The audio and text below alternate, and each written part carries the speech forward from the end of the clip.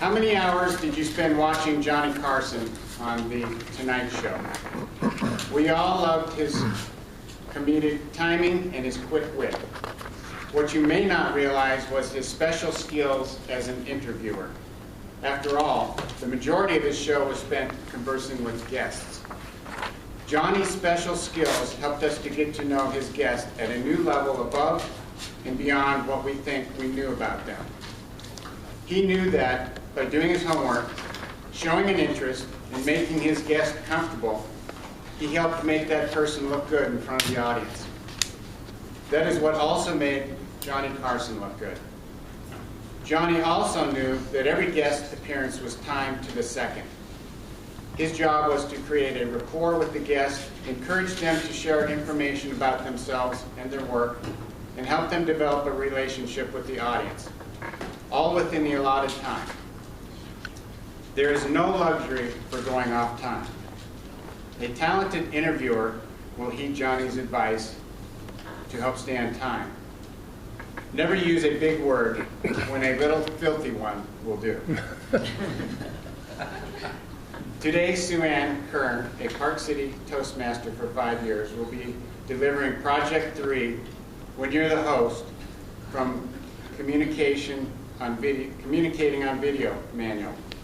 While using as few filthy words as possible, with the exception of plaque and tooth decay, she will be interviewing Dr. Marielle Carousel, who will be simultaneously delivering her Project 2 from the same manual, Communicating on Video, the interview show.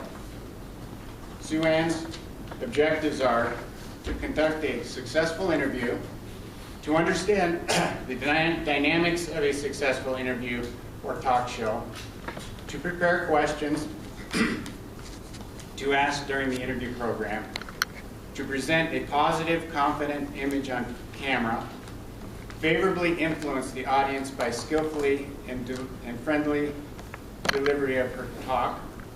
The speech will be 5 to 7 minutes, and that will be 5 to 7 minutes for both of them together. So that's 5 to 7 combined?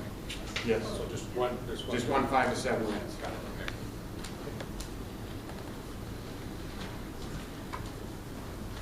Dr. Marielle Carousel, Sue Ann's interviewee, is a Park City Toastmasters active member for almost 2 years. On a professional level, she is currently undergoing a metamorphosis from clinical dentist to change architect, focusing on building new frames of reference for oral health on the strong foundations she has on the subject. Rather than expanding on the cost of care, she zooms in on a simple shift that offers the promise of addressing the basic needs for oral health for rich and poor alike, regardless of anyone's ability to access or afford care. This is Marielle's Project 2 out of the Communicating on Video manual. It is also a dress rehearsal for real life, a practice for projecting a professional image for herself and her fledgling social enterprise, Teeth First. Her objectives for this project are to understand the dynamics of an interview or talk show, to prepare for the questions that may be asked during the interview, to present a positive image on camera, to develop the special skills required for video appearance on a talk show. And Sue Ann did inform me that the camera that they're going to be talking into will be the timer line. And with that, let's welcome Sue Ann and Marielle.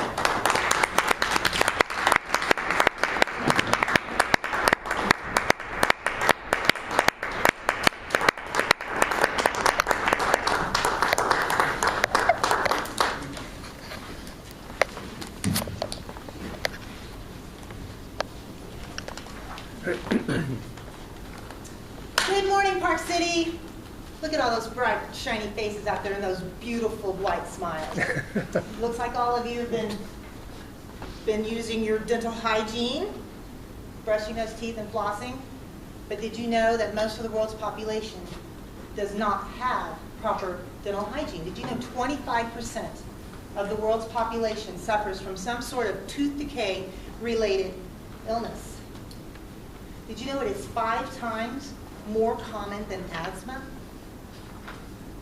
I was fascinated to learn that 50 million people, 50 million hours of schoolwork was missed because of tooth decay-related illnesses, and 100 million work hours were missed. If I had $1 for every hour. Well, today you're in for a special treat, and not the sugary kind. Today we have Dr. Marielle Parasol, who graduated in 1975 from the Université de Montréal, or as I prefer to say, the University of Montreal. And after having a successful clinical dentistry career in Canada, the Montreal West End, and the Ottawa Valley, she has become now a change architect and a social entrepreneur, and starting a new series of educational classes that she calls Teeth First. So we are going to learn about this birth of Teeth First and other projects that Dr. Marielle Parasol has introduced to our community and will be introducing to the world to help improve oral health care. Please welcome Dr. Marielle Parasol.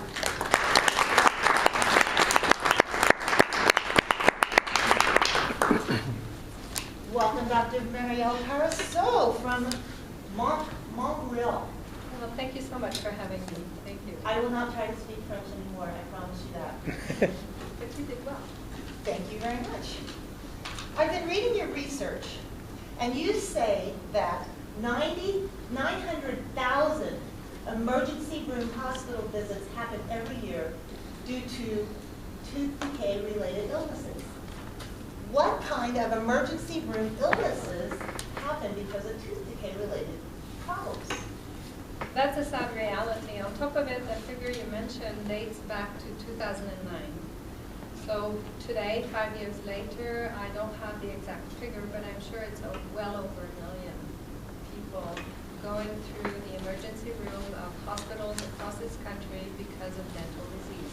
They usually come in because of pain and or swelling.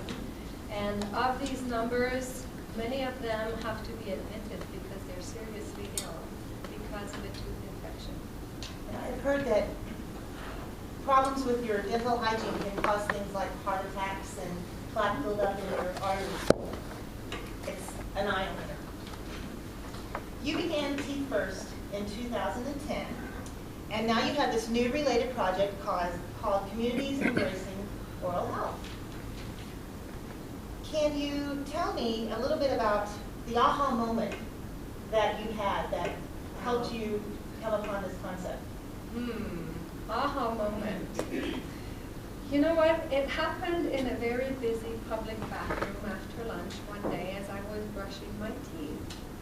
And I had been walking around with this question in my head: what are we missing? What are we not seeing? And all of a sudden, as I'm brushing my teeth, surrounded by women washing their hands after using the bathroom, I realized that nobody today would ever think of building a public washroom that would have no sink, no running water, no soap, no paper towel. And yet, we keep on building public eating areas, including school cafeteria, that offer no possibility at all of oral hygiene. So that was, all of a sudden, it all came together for me, that in this 21st century, in this first world country, where you go to have a meal, there is zero possibility for you or I to address our oral hygiene needs. Nobody expects people to walk around with their soap, their bottle of water, and their towel to address their hand hygiene after using the washroom. So why would we expect people to walk around with toothbrush, toothpaste, and floss in their pocket or in their purse to address their oral hygiene needs? It defies logic. It defies logic when you think of it.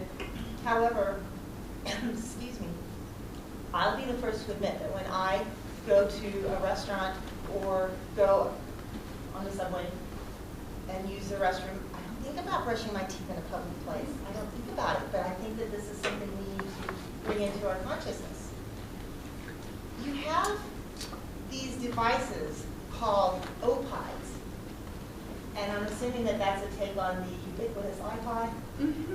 Well, why not ride on someone's famous coattail for a little while if I can? Exactly. So tell us about these O-Pods.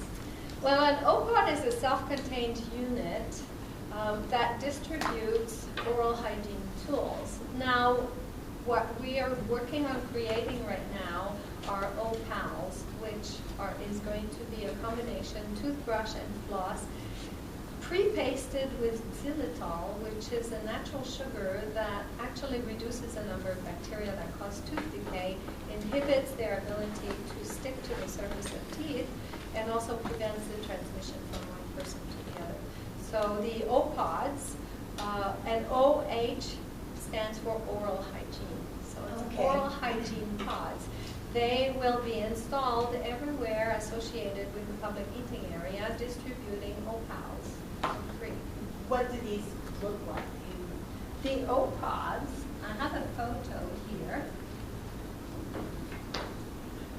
So this is the O-Pod. Can you see this? Can the camera get this? So it's a simple box that distributes the O-Pals. And this is something that you charge people for. You have to put the quarter in or your credit No, card. no, It's free. it's free.